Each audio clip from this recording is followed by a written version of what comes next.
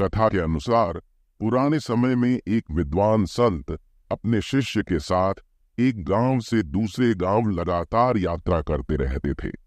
कभी कभी किसी गांव में कुछ दिनों के लिए रुक भी जाते थे।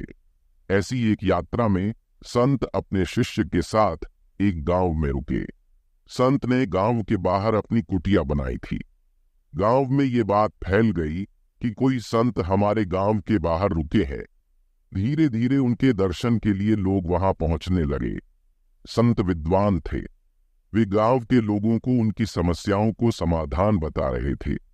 संत के प्रवचनों की वजह से बहुत ही कम समय में वे काफी प्रसिद्ध हो गए। संत की प्रसिद्धि देखकर गांव का एक ब्राह्मण चिंतित हो गया। ब्राह्मण सोच रहा था कि अगर लोग ऐसे ही संत के पास जाने लगे तो उसका वर्चस्व खत्म हो जाएगा। अपने इस डर की वजह से उसने गांव में संत की बुराई करना शुरू कर दी। वह संत के बारे बुरी बातें प्रचारित करने लगा। एक दिन संत के शिष्य को सारी बातें मालूम हुई। वह दुखी और क्रोधित हो गया। उसने अपने गुरु को पूरी बात बता दी। संत ने उससे कहा कि हमें ऐसी बातों पर ध्यान नहीं देना चाहिए। उस ब्राह्मण से लड़ाई करने के बाद भी ये बातें फैलना बंद नहीं होंगी। हमें सिर्फ अपने काम पर ध्यान देना चाहिए।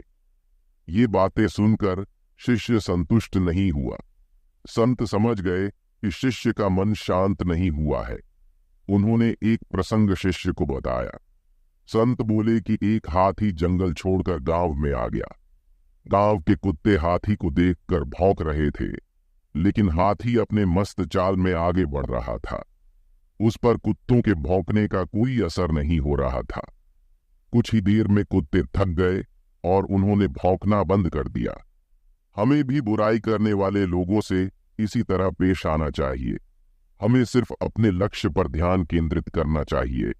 अपना काम ईमानदारी से करते रहेंगे तो एक दिन लोगों को मालूम हो जाएगी कि हमारे लिए फैलाई गई बुरी बातें गलत हैं। शिष्य ये बातें सुनकर संतुष्ट हो गया और अपने काम में लग गया। अगर आपको यह वीडियो पसंद आए तो वीडियो को लाइक और चैनल को सब्सक्राइब करना ना भूलें। मेरी वीडियो देखने के लिए धन्यवाद।